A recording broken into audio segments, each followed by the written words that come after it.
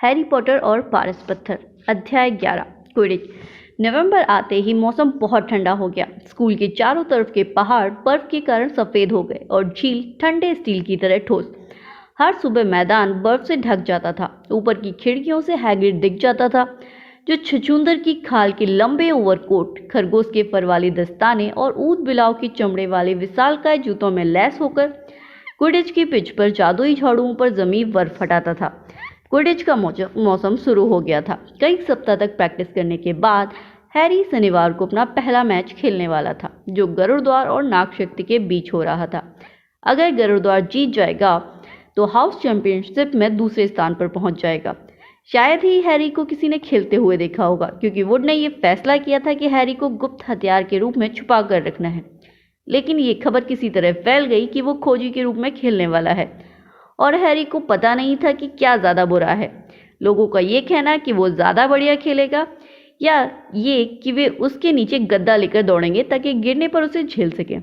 यह सचमुच उसका सौभाग्य था कि उसके पास अब हरमाइनी जैसी दोस्त थी। हैरी नहीं जानता था कि उसकी मदद के बिना वो अपना इतना सारा होमवर्क कैसे पूरा कर पाता, क्योंकि वुड टीम से आखिरी मिनट की ढेर सारी क्विडिच प्रैक्टिस करवा रहा था। हरमाइनी ने उसे क्विडिच शुरुआत से आज तक की किताब भी पढ़ने के लिए दी, जो बहुत रोचक निकली। उस किताब को पढ़कर हैरी ने यह जाना कि क्विडिच में फाउल करने के 700 तरीके होते हैं, और ये सभी 1473 में हुए एक वर्ल्ड कप के मैच में हो चुके हैं। उसे यह जानकारी भी मिली कि खोजी आमतौर पर सबसे छोटे और सबसे ज़्यादा फुर्तीले होते हैं, और सबसे गंभीर क्विडिच दुर्घटनाएं उन्हीं के साथ होती हैं। उसने ये भी पढ़ा कि हालांकि लोग क्विडिच खेलते समय शायद ही कभी मरे हों, लेकिन कई रेफरी जरूर गायब हुए हैं, जो कई महीनों बाद सहारा के रेगिस्तान में नजर आए। जब से हैरी और रॉन ने हरमाइनी को डेथ से बचाया था, तब से हरमाइनी नियम तोड़ने के बारे में थोड़ी सी उदार हो गई थी, और इस वजह से उसका स्वभाव पहले से बहुत अच्छा हो गया था। हैरी के पहले क्विडिच मैच में एक दिन पहले वे तीनों बीच की छुट्टी में ठिठुरते हुए अहाते में बाहर आए।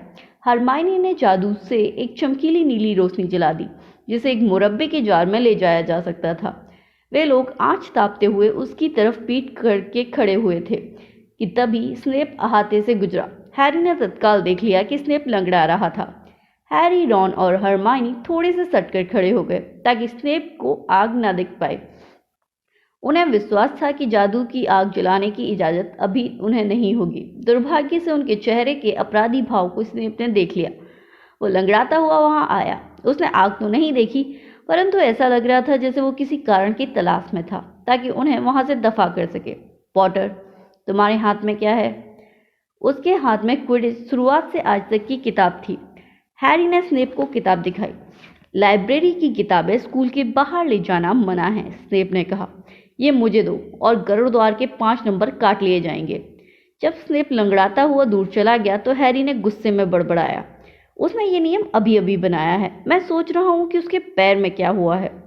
क्या पता, पर भगवान करे उसे बहुत तेज दर्द हो रहा हो, रॉन ने कड़वाहट से कहा। उस शाम को गरुड़द्वार के हॉल में बहुत शोर हो रहा था। हैरी, रॉन और हरमाइनी एक खिड़की के पास इकट्ठे बैठे थे। हरमाइनी हैरी और रॉन का सम्मोहन का होमवर्क देख रही थी। वो उन्हें कभी अपने होमवर्क की नकल नहीं करने देती थी, वरना तुम लोग कैसे सीखोगे। लेकिन हरमाइनी से अपना होमवर्क पढ़वाने के बाद उन्हें वैसे भी सही जवाब पता चल ही जाता था। हैरी बेचैन हो रहा था। वो क्विडिच शुरुआत से आज तक वापस चाहता था ताकि उसका मन कल के मैच की चिंता से दूर हट जाए। वो स्नेप से इतना क्यों डर रहा था? उठते हुए उसने रॉन और हरमाइनी को बताया कि वो स्नेप से पूछने जा रहा है कि क्या उसकी किताब उसे वापस मिल सकती है। मैं नहीं, तुम जाओ, दोनों ने एक साथ कहा। लेकिन हैरी ये सोच रहा था कि बाकी टीचर्स के सामने स्नेप मना नहीं कर पाएगा। वो नीचे स्टाफ रूम तक पहुंचा और उसने दरवाज़ा खटखटाया। कोई जवाब नहीं मिला। उसने दोबारा खटखटाया, फिर कोई जवाब नहीं मिला। शायद स्नेप ने उसकी किताब को वहीं पर छोड़ दिया हो। कोशिश करके देखने में हर्ज ही क्या है। उसने दरवाजे को थोड़ा सा खोला और अंदर झांका, और उसकी आंखों ने एक भयानक दृश्य देखा। स्नेप और फिल्च अंदर अकेले थे। स्नेप ने अपने कपड़े घुटनों के ऊपर उठा रखे थे। उसका एक पैर खून से लथपथ और बुरी तरह घायल था। फिल्च स्नेप को बैंडेज दे रहा था। भयानक चीज, स्नेप कह रहा था। 3 सिरों पर आप एक साथ कैसे नजर रख सकते हैं? हैरी ने दरवाजे को धीमे से बंद करने की कोशिश की, लेकिन पॉटर स्नेप का चेहरा गुस्से के कारण टेढ़ा हो गया था और उसने अपने कपड़े जल्दी से नीचे किए ताकि पैर छुप जाए। हैरी ने थूक निकला, मैं सोच रहा था कि क्या मुझे मेरी किताब वापस मिल सकती है प्रोफेसर? दफा हो जाओ बाहर। इससे पहले कि स्नेप गुरुद्वार के पॉइंट काट सके, हैरी वापस लौट आया। वो ऊपर की मंजिल की तरफ दौड़ता हुआ गया। क्या तुम्हें तुम्हारी किताब वापस मिली? रॉन ने हैरी के पास आते ही पूछा। क्या बात है? धीमी आवाज में हैरी ने उन्हें बताया कि उसने क्या देखा था। तुम जानते हो इसका क्या मतलब है? उसने हाँफते हुए अपनी बात खत्म की। उसने हैलोवीन के दिन 3 सिर वाले कुत्ते के पार जाने की कोशिश की थी। जब हमने उसे देखा था तो वो वहीं जा रहा था। स्नेप उस चीज के पीछे है जिसकी रखवाली वो कुत्ता कर रहा है, और मैं अपनी जादुई झाड़ू दांव पर लगाने के लिए तैयार हूं कि उसी ने ध्यान बटाने के लिए दैत्य को अंदर घुसाया था। हरमाइनी की आंखें फटी रह गईं। नहीं, वे ऐसा नहीं कर सकते, उसने कहा। मैं जानती हूँ कि वे बहुत भले नहीं हैं, लेकिन वे उस चीज को चुराने की कोशिश कभी नहीं करेंगे जिसे डंबलडोर सुरक्षित रखना चाहते हैं। सच में हरमाइनी, तुम तो ऐसे सोचती हो कि जैसे सब टीचर संत महात्मा होते हैं, रॉन ने कहा। मैं हैरी के साथ हूँ। मुझे लगता है स्नेप कुछ भी कर सकता है, लेकिन वो किस चीज के पीछे है? वो कुत्ता किसकी रखवाली कर रहा है? हैरी जब बिस्तर पर गया तो उसके दिमाग में यही सवाल गूंज रहा था। नेविल जोर जोर से खर्राटे ले रहा था, लेकिन हैरी की आंखों में नींद का तो नामो निशान नहीं था। उसने अपने दिमाग को खाली करने की कोशिश की। उसे नींद की जरूरत थी, उसे नींद चाहिए थी। कुछ ही घंटों बाद उसका पहला क्विज मैच होने वाला था, लेकिन जब हैरी ने स्नेप का पैर देखा था तो स्नेप के चेहरे पर जो भाव थे उसे भूलना आसान नहीं था। अगली सुबह बहुत चमकदार और ठंडी थी। बड़ा हॉल भुने हुए कबाबों की जायकेदार खुशबू और खुशनुमा चर्चाओं से भरा था। सभी एक अच्छे क्विज मैच का उत्सुकता से इंतजार कर रहे थे। तुम्हें थोड़ा नाश्ता कर लेना चाहिए। मैं कुछ नहीं खाना चाहता, सिर्फ थोड़ा सा टोस्ट, हरमोनी ने मनाते हुए कहा। मुझे भूख नहीं है। हैरी की हालत बहुत बुरी थी। 1 घंटे में वो पिच पर उतर रहा होगा। हैरी, तुम्हें ताकत चाहिए, सीमस फनेगन ने कहा। सामने वाली टीम हमेशा खोजी को ही सबसे ज्यादा परेशान करती है। धन्यवाद सीमस। हैरी ने देखा कि सीमस उसके कबाबों पर ढेर सारा केचप उड़ेल रहा था। 11 बजे तक पूरा स्कूल क्विडिच पिच के चारों तरफ बने स्टैंड्स में बैठा था। कई विद्यार्थियों के पास दूरबीनें थीं। हालांकि सीटें हवा में ऊपर उठी हुई थी, लेकिन इसके बावजूद कई बार ये देखना मुश्किल होता था कि खेल में क्या चल रहा है। रॉन और हरमाइनी ऊपर की लाइन में नेविल, सीमस और डीन, जो वेस्ट हैम का फैन था, के साथ बैठे थे। हैरी हैरान रह गया जब उसने देखा कि उन्होंने एक बड़ा बैनर पेंट किया था जो स्कैबर्स द्वारा बर्बाद की गई एक चादर पर बना था। इस बैनर पर लिखा था पॉटर फॉर प्रेसिडेंट। डीन की ड्राइंग बहुत अच्छी थी और उसने नीचे गुरुद्वार का बड़ा सा शेर बना दिया था। इसके बाद हरमाइनी ने इस पर थोड़ा सा जादू भी किया था ताकि पेंट अलग अलग रंगों में चमकता रहे। इस बीच चेंजिंग रूम में हैरी और टीम के बाकी सदस्य अपने लाल क्विडिच के दुसाले पहन रहे थे। नागशक्ति के खिलाड़ी हरे रंग में खेल रहे थे। वुड ने सबको खामोश करने के लिए अपना गला साफ किया था। अच्छा लड़कों, उसने कहा, और लड़कियों, धावक एंजेलिना जॉनसन ने कहा। और लड़कियों, वुड ने सहमत होते हुए कहा। यही मौका है, बहुत बड़ा मौका, फ्रेड वीजली बोला। वो मौका जिसका हमको इंतजार था, जॉर्ज ने कहा। हमें ओलिवर का भाषण रटा हुआ है, फ्रेड ने हैरी को बताया। हम पिछले साल भी टीम में थे। तुम दोनों चुप रहो, वुड ने कहा। बरसों बाद गुरुद्वार को इतनी अच्छी टीम मिली है। हम जीतने जा रहे हैं, मैं जानता हूँ। उसने उन सब की तरफ गुस्से से घूरा, मानो कह रहा हो, वरना ठीक है, अब समय आ गया है, good luck. Harry changing room से फ्रेड और जॉर्ज के पीछे पीछे बाहर निकला और वो आशा कर रहा था कि उसके घुटने उसका साथ ना छोड़ दें।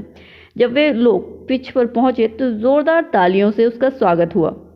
मैडम हूच रेफरी थी।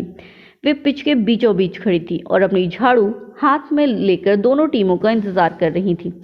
जब सभी खिलाड़ी उनके चारों तरफ इकट्ठा हो गए तो उन्होंने कहा, तुम सभी कान खोलकर सुन लो, मैं अच्छा और साफ सुथरा खेल चाहती हूँ। हैरी ने देखा कि वे खास तौर पर नागशक्ति के कप्तान मार्कस फ्लिंट की तरफ देखते हुए ये कह रही थी, जो 5th ईयर में था। फ्लिंट को देखकर हैरी को ऐसा लग रहा था जैसे उसके अंदर दैत्य का थोड़ा बहुत खून बह रहा हो। कनखियों से उसने ऊपर उड़ रहे बैनर को देखा जो भीड़ के ऊपर लहरा रहा था और उस पर चमकते हुए शब्दों में लिखा था पॉटर फॉर प्रेसिडेंट। उसका दिल उछल पड़ा, उसके अंदर हिम्मत आ गई। अपनी झाड़ुओं पर चढ़ जाइए। हैरी अपनी निम्बस 2000 पर चढ़ गया। मैडम हूच ने अपनी चांदी की सीढ़ी जोर से बजाई। 15 झाड़ुएं एक साथ हवा में ऊपर उठी और फिर उठती ही चली गईं। खेल शुरू हो गया और तूफान को तत्काल गरुड़द्वार की एंजेलिना जॉनसन ने अपने कब्जे में कर लिया। ये लड़की कितनी अच्छी धावक है और सुंदर भी। Jordan, sorry professor. वीजली बंधुओं का दोस्त ली जॉर्डन मैच की कमेंट्री कर रहा था और प्रोफेसर मैगोनेगल उस पर कड़ी निगरानी रखे थी और वो चकमा देते हुए आगे बढ़ रही है। उसने एक अच्छा सा पास दिया एलिशिया स्पिनेट को, जो ऑलिवर वुड की एक अच्छी खोज है। पिछले साल तक रिजर्व खिलाड़ी थी। एक बार फिर जॉनसन के पास, और नहीं, नागशक्ति ने तूफान को छीन लिया। नागशक्ति के कप्तान मार्क्स फ्लिंट के पास तूफान आ गया है और वे चल दिए हैं। फ्लिंट किसी बाज की तरह उड़े चले जा रहे हैं। वे स्कोर करने ही वाले हैं। नहीं, उन्हें गरुड़द्वार के रक्षक वुड ने बहुत ही शानदार तरीके से रोका और गरुड़द्वार ने तूफान को अपने कब्जे में कर लिया है। गरुड़द्वार के धावक केटी बेल के पास तूफान है और फ्लिंट के पास से शानदार गोता लगाते हुए वे एक बार फिर मैदान में आगे बढ़ रहे हैं और आउच, इससे बहुत चोट पहुंची होगी क्योंकि उनके सर पर एक पहलवान टकरा गया। तूफान नागशक्ति के पास आ चुका है। अब एड्रियन प्यूसी गोल पोस्ट की तरफ बढ़ रहे हैं, लेकिन उनका रास्ता एक और पहलवान ने रोका है जिसे फ्रॉड या जर्ज ने उनकी तरफ भेजा। ये नहीं बता सकता कि इन दोनों में से किसने, जो भी हो, गरुड़द्वार के मारक ने शानदार प्रदर्शन किया है और तूफान एक बार फिर जॉनसन के कब्जे में आ गया है। सामने एक खाली मैदान पड़ा है और वे तेजी से चली जा रही हैं। वे सचमुच उड़ रही हैं, तेजी से आते हुए पहलवान से बचते हुए। सामने गोल पोस्ट है। शाबाश एंजेलिना। रक्षक ब्लैचली ने गोता लगाया पर वे चूक गए। गरुड़द्वार ने गोल कर दिया। गरुड़द्वार की तालियों की आवाज ठंडी हवा में गूंज गई, जबकि नागशक्ति की दर्द भरी कर्राहें साफ सुनाई दे रही थी। चलो खिसको, जगह दो। हैग्रिड। रॉन और हरमाइनी सटकर बैठ गए ताकि हैग्रिड को बैठने के लिए पर्याप्त जगह बन सके। मैं अपनी झोपड़ी से देख रहा था, हैग्रिड ने अपनी गर्दन में लटकती हुई दूरबीन से थपथपाते हुए कहा। लेकिन भीड़ के साथ बैठकर देखने का मजा ही अलग है। अभी तक सुनहरी गेंद नजर नहीं आई है ना? नहीं, रॉन ने कहा। हैरी को अभी तक ज्यादा कुछ करने का मौका नहीं मिला। उसने अपने आप को मुसीबत से बचाया हुआ है, यही क्या कम है, हैग्रिड ने कहा और अपनी दूरबीन उठाते हुए ऊपर आसमान से उस छोटे से बिंदु की तरफ देखा जो हैरी था। उनके बहुत ऊपर हैरी मैदान के चारों तरफ मंडरा रहा था और सुनहरी गेंद देखने के लिए अपनी आंखें जमाए हुए था। ये उसकी और वुड की खेल की योजना का हिस्सा था। तब तक दूर ही रहो जब तक सुनहरी गेंद न दिख जाए। वुड ने कहा था, हम नहीं चाहते कि तुम पर सही समय से पहले हमला हो जाए। जब एंजेलिना ने स्कोर किया तो हैरी ने 2 कलाबाजियां दिखाकर अपनी भावनाओं का इजहार किया। इसके बाद वो एक बार फिर सुनहरी गेंद के चारों तरफ खोजने लगा। एक बार उसे सोने की झलक दिखी, लेकिन वो बीजली बंधुओं में से किसी एक की कलाई घड़ी का प्रतिबिंब था। फिर एक पहलवान ने उसकी तरफ आने का फैसला कर लिया। पहलवान किसी तोप के गोले की तरह आ रहा था, लेकिन हैरी ने उसे चकमा दे दिया और फ्रेड वीजली उसका पीछा करते हुए आया। सब ठीक है हैरी, वो चिल्लाया और फिर उसने पहलवान को तेजी से मार्क्स फ्लिंट की तरफ मार दिया। नागशक्ति के पास तूफान है, ली जॉर्डन बोल रहा था। धावक प्यूसी ने 2 पहलवान, 2 वीजली बंधुओं और धावक बेल से बचते हुए तेजी से गति पकड़ ली और वे जा रहे। 1 मिनट, क्या यह सुनहरी गेंद थी? भीड़ में एक शोर हुआ जब एड्रियन प्यूसी ने तूफान को नीचे गिर जाने दिया ताकि वो अपने कंधों के पीछे से उसे सुनहरी रोशनी जाते देख रहा था जो उसके बाएं कान के नीचे से गुजर रही थी। हैरी ने उसे देख लिया। बहुत रोमांचित होकर उसने सोने की झलक के पीछे गोता मारा। नागशक्ति की खोजी टेरेंस हिंक्स ने भी उसे देख लिया था। वे दोनों लगभग एक साथ सुनहरी गेंद की तरह झपट रहे थे। ऐसा लग रहा था जैसे वे सभी धावक भूल गए हैं कि उन्हें क्या करना है और इसके बजाय वे बीच में खड़े होकर मैच देखने लगे। हैरी हिक्स से अधिक तेज था। वो छोटी गोल गेंद को देख सकता था जो अपने पंख फड़फड़ाते हुए तेजी से आगे चल रही थी। उसने अपनी गति थोड़ी और बढ़ा ली और भड़ाम, नीचे गरुड़द्वार के समर्थकों के मुंह से गुस्से भरी गर्जना निकली। मार्क्स फिल्स ने जानबूझकर हैरी का रास्ता रोका था, जिस वजह से हैरी अपनी झाड़ू से लगभग गिरते गिरते बचा था। पाउल, गरुड़द्वार के समर्थक चीखे। मैडम हूच ने गुस्से से फ्लिंट को फटकार लगाई और गरुद्वार को एक पेनल्टी दे दी, नागशक्ति के गोल पोस्ट के ठीक सामने से। परंतु इस सारे झमेले में जाहिर था सुनहरी गेंद एक बार फिर गायब हो चुकी थी। नीचे स्टैंड में डीन थॉमस चिल्ला रहा था, उसे बाहर करो, रेफरी रेड कार्ड दिखाओ। ये फुटबॉल नहीं है डीन, रॉन ने उसे याद दिलाया। क्विडिच में लोगों को मैदान से बाहर नहीं निकाला जाता। और रेड कार्ड क्या होता है? लेकिन हैग्रिड डीन के पक्ष में था, उन्हें नियम बदलना चाहिए। फ्लिंट हैरी को नीचे भी गिरा सकता था। ली जॉर्डन भी अपने आप को पक्ष लेने से नहीं रोक पाया। तो इस स्पष्ट और घटिया धोखाधड़ी के बाद जॉर्डन, प्रोफेसर मैगोनेगल जी, मेरा मतलब है इस साफ और घटिया फाउल के बाद जॉर्डन, मैं तुम्हें चेतावनी दे रही हूँ। ठीक है, फ्लिंट ने गरुद्वार की खोजी को लगभग जान से मार दिया था, लेकिन मुझे विश्वास है ऐसा किसी के साथ भी हो सकता है। इसलिए गरुद्वार को एक पेनल्टी जो स्पिनट ने ले ली और उसे गोल में डाल दिया। कोई दिक्कत नहीं और खेल आगे चल रहा है। तूफान अब भी गरुद्वार के पास है। जब हैरी ने एक और पहलवान को चकमा दिया जो उसके सिर के पास से खतरनाक तरीके से गुजरा, तभी यह अचानक हुआ। उसकी झाड़ू ने अचानक भयानक झटका दिया। एक पल तो उसने सोचा कि वो गिरने वाला है। उसने अपने दोनों हाथों और घुटनों से झाड़ू को कसकर पकड़ लिया। उसे इस तरह का अनुभव पहले कभी नहीं हुआ था। ये दोबारा हुआ। ऐसा लग रहा था जैसे झाड़ू उसे गिराने की कोशिश कर रही थी। लेकिन निम्बस 2000 अचानक अपने सवार को गिराने का फैसला नहीं करती। हैरी ने वापस पलटकर गरुद्वार के गोल पोस्ट की तरफ जाने के लिए कोशिश की। उसका आधा मन हो रहा था कि वुड से टाइम आउट लेने के लिए कहे, और तभी उसे एहसास हुआ कि उसकी झाड़ू उसके नियंत्रण से पूरी तरह बाहर हो चुकी है। वो उसे घुमा नहीं सकता था, वो उसे दिशा नहीं दे सकता था। झाड़ू हवा में हिचकोले खा रही थी और थोड़ी थोड़ी देर में जबरदस्त झटके दे रही थी, जिस कारण वो उससे लगभग गिर जाता था। ली अब भी कमेंट्री कर रहा था, तूफान अब नागशक्ति के कब्जे में है, फ्लिंट के पास। उसने स्पिनट को पास दिया और फिर बेल को पास मिला। एक पहलवान उसके चेहरे पर कसकर पड़ा। आशा है उसकी नाक टूट गई होगी।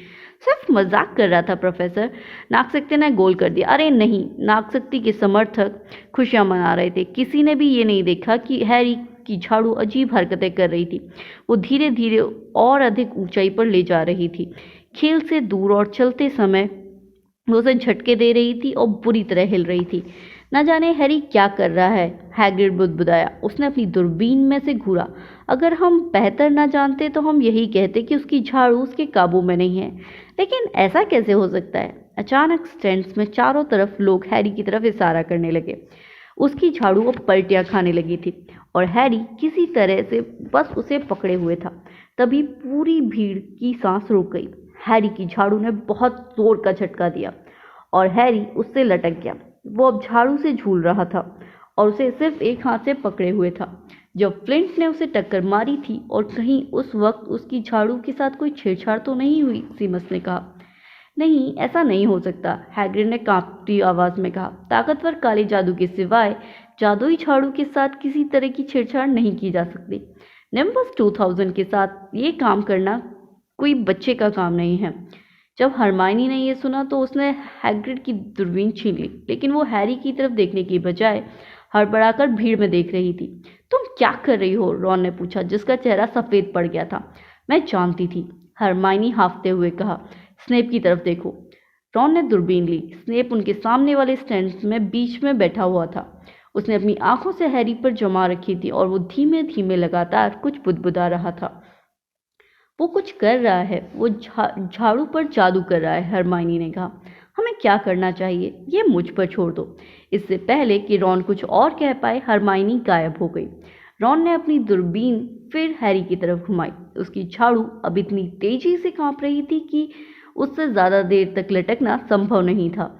सारे दर्शक अब खड़े हो गए थे और दहशत से देख रहे थे कि वीजली बंदूक किस तरह से हैरी को अपनी झाड़ू पर सुरक्षित खींचने की कोशिश कर रहे थे, लेकिन कोई फायदा नहीं हुआ। हर बार जब भी वे उसके पास जाते, झाड़ू और ज्यादा ऊपर उछल जाती थी। वे लोग नीचे आकर उसके ठीक नीचे गोल गोल घूमने लगे। जाहिर था कि उसके गिरने की स्थिति में वे लोग उसे पकड़ने की आशा कर रहे थे। मार्क्स फिल्म ने तूफान को अपने कब्जे में किया और बिना किसी के देखे 5 गोल कर दिए। जल्दी, हरमाइनी, रॉन हताश होकर बुदबुदाता रहा। हरमाइनी लोगों को धकेलते हुए उस टेंट तक पहुंची जहां स्नेप खड़ा था। अब वो उसके पीछे वाली लाइन में दौड़ रही थी। जब उसने अगली लाइन में बैठे प्रोफेसर क्विरल को सिर की सीधी टक्कर मारी, तब भी वो सॉरी कहने के लिए नहीं रुकी। स्नेप के पास पहुंचते ही वो झुकी और अपनी छड़ी बाहर निकाली और कुछ चुने हुए शब्द कहे। उसकी छड़ी से चमकीली नीली आग निकली और स्नेप के कपड़ों के सिरे पर लग गई। स्नेप को यह एहसास होने में शायद 30 सेकंड लगे होंगे कि उसके कपड़े में आग लग गई, क्योंकि अचानक चौंकने की आवाज़ ने हरमाइनी को बता दिया कि काम हो गया है। स्नेप के पास से आग को लौटाकर अपनी जेब में रखे एक छोटे जार में वापस रखते हुए वो वापस लौट आई। स्नेप को पता भी नहीं चलेगा क्या हुआ था, इतना काफ़ी था। ऊपर हवा में हैरी अचानक अपनी झाड़ू पर बैठने में सफल हो गया था। नेविल, अब तुम ऊपर देख सकते हो, रॉन ने कहा। नेविल पिछले 5 मिनट से हैग्रिड की जैकेट में मुंह छुपाकर सुबक रहा था। जब हैरी जमीन की तरफ तेजी से उतर रहा था तो भीड़ ने उसे अपने मुंह पर इस तरह हाथ रखते देखा मानो उसे उल्टी होने वाली हो। वो अपने दोनों हाथों और अपने दोनों पैरों के बल पिच पर कूदा, खांसा और उसके हाथ से कोई सुनहरी चीज गिरी। मैंने सुनहरी गेंद पकड़ ली है, वो चीखा और उसने सुनहरी गेंद को अपने सर के ऊपर चारों तरफ लहराया। खेल पूरी दुविधा में समाप्त हुआ। उसने उसे पकड़ा नहीं था, उसने उसे लगभग निगल लिया था। नागशक्ति का कप्तान फ्लिंट 20 मिनट बाद भी खींच रहा था, लेकिन इससे अब कोई अंतर नहीं पड़ा। हैरी ने कोई नियम नहीं तोड़ा था और ली जॉर्डन अब भी खुशी खुशी चिल्लाकर परिणाम बता रहा था। गर्दार 60 के मुकाबले 170 पॉइंट से जीत गया था। हैरी ने इस बारे में कुछ भी नहीं सुना। वो तो हैग्रिड की झोपड़ी में रॉन और हरमाइनी के साथ बैठकर कड़क चाय पी रहा था। ये स्नेप की कारस्तानी थी, रॉन बोल रहा था। हरमाइनी और मैंने उसे देखा था, वो तुम्हारी झाड़ू पर जादू कर रहा था, बुदबुदा रहा था और तुम पर से अपनी नजरें नहीं हटा रहा था। बकवास, हैग्रिड ने कहा, जिसने स्टेंट्स में अपने पास कहा गया एक भी शब्द नहीं सुना। स्नेप इस तरह का काम क्यों करेगा? हैरी, रॉन और हरमाइनी ने एक दूसरे की तरफ देखा और सोचा कि क्या जवाब दिया जाए। हैरी ने फैसला किया कि सच बताना ही ठीक रहेगा। मैंने उसके बारे में एक राज जान लिया है, उसने हैग्रिड से कहा। उसने हैलोवीन के दिन 3 सिर वाले कुत्ते के पार जाने की कोशिश की थी, जिसने उसे काट लिया। हमें लगता है कि वो स्नेप वो चीज़ चुराने की कोशिश कर रहा है जिसका वो कुत्ता रखवाली कर रहा है। हैग्रिड के हाथ से केतली गिर गई। तुम फ्लफी के बारे में कैसे जानते हो? फ्लफी? हाँ, वो कुत्ता हमारा है। हमने उसे एक ग्रीक आदमी से खरीदा था, जिससे पहले हम बियर बार में मिले थे। हमने उसे डंबलडोर को रखवाली करने के लिए उधार दिया है। हाँ? हैरी ने उत्सुकता से पूछा। अब हमसे और कुछ मत पूछो, हैग्रिड ने रूखेपन से कहा। यह बहुत खुफिया है। लेकिन स्नेप उसे चुराने की कोशिश कर रहा है। बकवास, हैग्रिड ने दोबारा कहा। स्नेप हॉगवर्ट्स के टीचर हैं, वे इस तरह का कोई काम नहीं करेंगे। तो फिर उसने हैरी को मारने की कोशिश क्यों की? हरमाइनी चीखी। दोपहर की घटनाओं ने निश्चित रूप से स्नेप के बारे में उसके विचार बदल दिए थे। मैं पहचान सकती हूँ कि कब जादू किया जा रहा है, हैग्रिड। मैंने इस बारे में सब कुछ पढ़ा है। जादू करते वक्त आंखों का संपर्क नहीं टूटना चाहिए और स्नेप पलकें नहीं झपक रहा था। मैंने उसे देखा था। हम तुम्हें बता रहे हैं, तुम गलत हो, हैग्रिड ने गर्म होकर कहा। हम नहीं जानते कि हैरी की झाड़ू ने इस तरह की हरकत क्यों की, लेकिन स्नेप कभी किसी विद्यार्थी को मारने की कोशिश नहीं करेंगे। अच्छा, अब तुम तीनों हमारी एक बात सुनो। तुम उन चीज़ों में अपनी टांग फंसा रहे हो जिनसे तुम्हारा कोई लेना देना नहीं है। ये खतरनाक है। तुम कुत्ते के बारे में भूल जाओ। इस बारे में भूल जाओ कि वो किस चीज़ की रखवाली कर रहा है। ये तो प्रोफेसर डंबलडोर और निकोलस फ्लेमिल के बीच का मामला है। आह, हैरी ने कहा। तो कोई निकोलस फ्लेमिल भी इसमें शामिल है ना? मुंह से ये बात निकल जाने के कारण हैग्रिड खुद से बहुत नाराज लग रहा था।